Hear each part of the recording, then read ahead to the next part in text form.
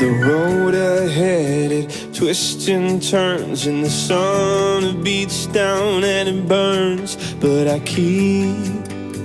keep on pushing through. And every step quicker than the last, my feet tread down this beaten path, and I keep. It's Friday, June 6th, and I'm on a bridge over some little nameless river, which seem to be a lot of those in Iowa. It's got a lot of water running through it and everything, and I've somehow offended the blackbird bridge-dwelling creatures that live under the bridge. But it's a gorgeous day. It's not a cloud in the sky. It's 8 o'clock in the morning, and I've already made about 5 miles. And so we're going to see how today goes. I'm going to try to put some distance on. I got a little behind yesterday with the rain and everything. This rain really slows me down. It's starting to sap my spirits a little bit. But, you know, I mean, it sapped the pioneer spirits too. A lot of their diaries were about how, you know, dispirited they got over the mud and the rain and everything else. I slept on the road last night, and I thought, man, those trucks are going to wake me up all night. I didn't hear a thing. I slept like a rock. So, good night's sleep. The land is still pretty hilly. And so, you know, toiling up and down these hills. I'll put some content in today's video if I run into any. Right now, this is just, I don't know when I'm going to get to upload these videos. I haven't had any internet or phone service for 2 days now. And I'm pretty sure everybody thinks I've died. But we'll see. I keep getting blips every now and then as further west I go. I should be starting to get toward the Council Bluff area pretty soon. And once I get to Council Bluff, you know, I should have pretty good internet. So I'll load up videos then. Okay, remember when I said I couldn't say no to an Amish buggy ride? I just got offered one better. Riding on a Ural motorcycle. I have been wanting one of these things. I've been wanting to see one of these things in real life. And Scott here, wave Scott. Hello. Has one of these things, and he's going to give me a ride. Winter quarters. To winter quarters on it. We're in Council Bluff right now, and so this will get me across the Missouri River. Yep, flooded. And so, anyhow, I get to ride in the sidecar of a Ural. How cool is that? Where's this? Oh, that's a little. All right, brakes off. Fuel pump on. Neutral. Ural's running. What's really nice for old guys is you got reverse. Is this an automatic? No. Okay. 4-speed. I didn't think they were. All right, you comfortable? I am comfortable. All right, here we go. Ride or die.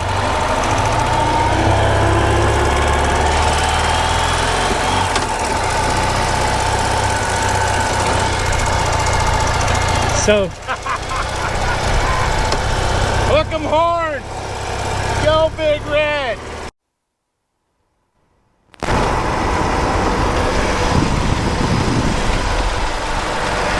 they don't get any better than this. Air conditioning.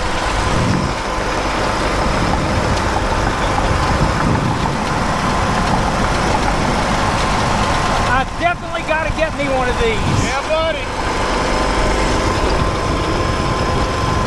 Good stop. Okay, so let me tell you a little bit about Scott, how we met. I come hoofing it into town in Council Bluff and hit the Hardee's, and I was so hungry I was going to eat. And I get there, and there's an Ural bike sitting there, and I'm like, oh God, I've always wanted one of those bikes. Look at that thing, sidecar and everything. And what these bikes are, they're a Russian, like, two-wheel drive off-road bike that's a copy of a German World War II bike and everything. And he came out and was messing with it, and I started talking to him about it, and the next thing you know, I'm eating chicken strips and talking with Scott, and then he's giving me a ride across the Missouri River on his motorcycle.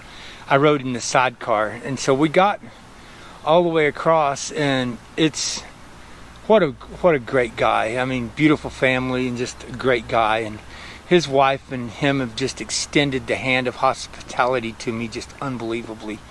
But we had to do quite a bit of messing around to get across the river. They've got most of the, you can't really go north of here easily because of all the flooding around the Missouri, and then they've got a lot of the pedestrian stuff is cut off because they don't want pedestrians on the bridges while they've got lanes closed down and stuff. And so I wasn't going to get across without some angel helping me, and several people came through. Michelle Hayes came through, Vicky Kay came through, but Scott had already offered me a place to stay, and I spent the night upstairs in one of their spare bedrooms. Had a great night's sleep, and I'm kind of taking a 0 day today. Start back hiking and everything, and Nebraska is a good place to do that. Let me tell you a little bit about Omaha and this area. When winter quarters was established, they put it in, and Joseph Smith and them had to get special permission, or Brigham Young, I'm sorry, got special permission. And the special permission was kind of a deal, is he would provide 500 soldiers to the military if they would give him permission to set up a camp in Indian territory. And so they did, and he did. And anyway, they marched off the Mormon battalion to head into the California to fight the vicious hordes or whatever we were going to do. And that part I'm a little fuzzy on, but this was a place of rest and recoup until they started out across Nebraska. And that's what I'm fixing to do. I'm fixing to start walking Nebraska. Nebraska's supposed to be a little flatter. I'm looking forward to that. But it's going to get hotter and more humid as I go, and until I get out to western Nebraska. Then supposedly the humidity's going to drop off. I was able to go to a sporting goods store, and I looked into maybe picking up a little lighter sleeping bag, but I didn't do it. You know, my current sleeping bag is rated to 15 degrees.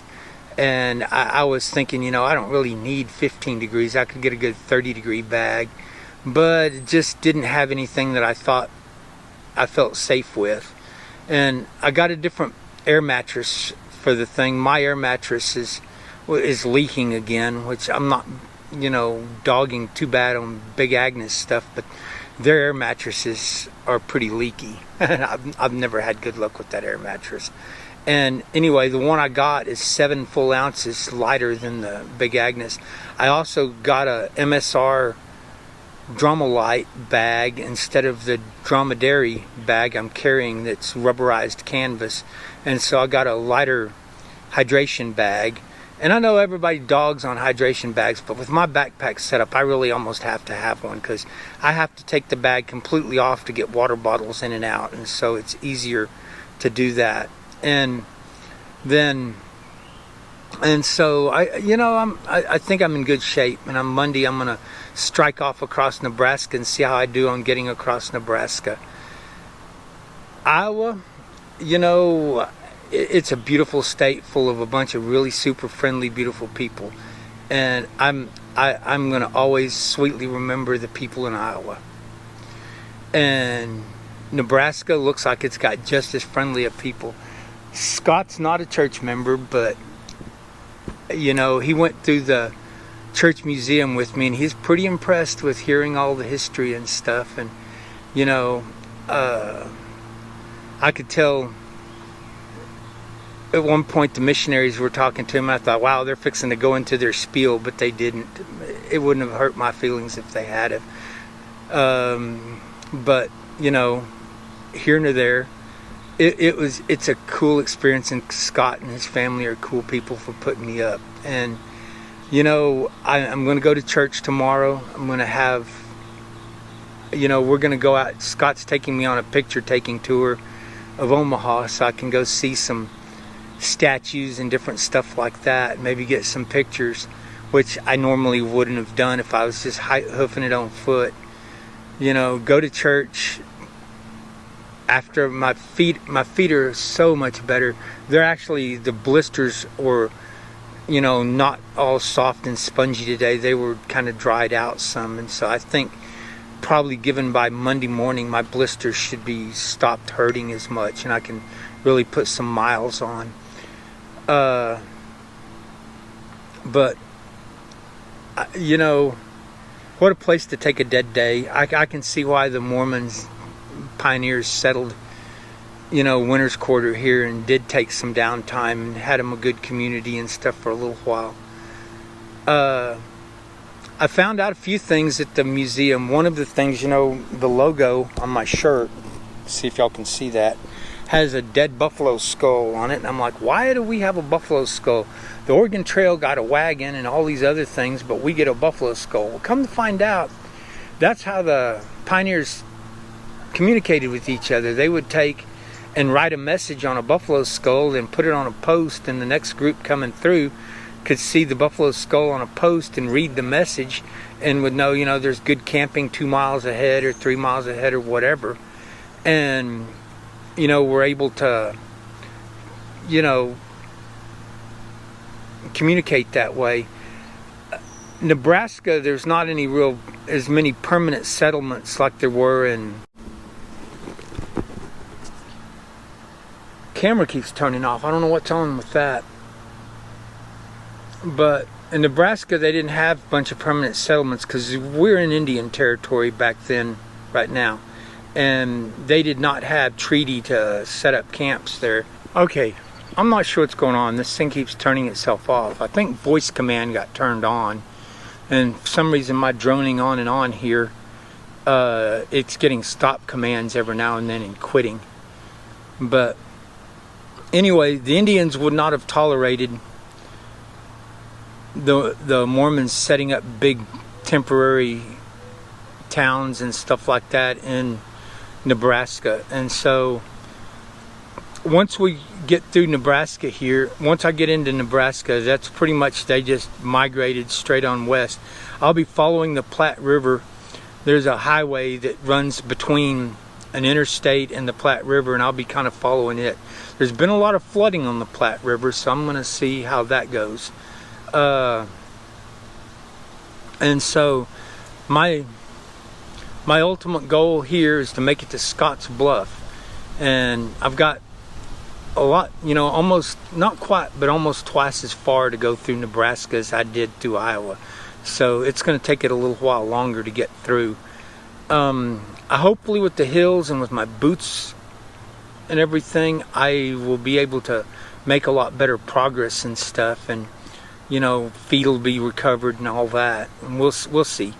I'm not doing too bad as far as being on schedule, but looking forward to seeing all of Nebraska, and I think the first part of this is probably going to be relatively uneventful, just a bunch of cornfields and me walking, following the Platte River and stuff like that. Once I get to a little more, you know, out west, you know, when I get almost to Scotts Bluff, I'll start seeing some of the rock formations, and then once I cross over into Wyoming, they say it's like boom, here's the Wild West, you know, and get to see Chimney Rock and a bunch of that kind of stuff as I go along the trail. So at this point, I'm pushing to Cheyenne, and the next several weeks y'all will get to kind of track me as I'm walking to Cheyenne, and you know, I'm gonna stop at museums and interpretive places along the way, and we can tell you, you know, I'll tell you what all I see and what all I experience and stuff. So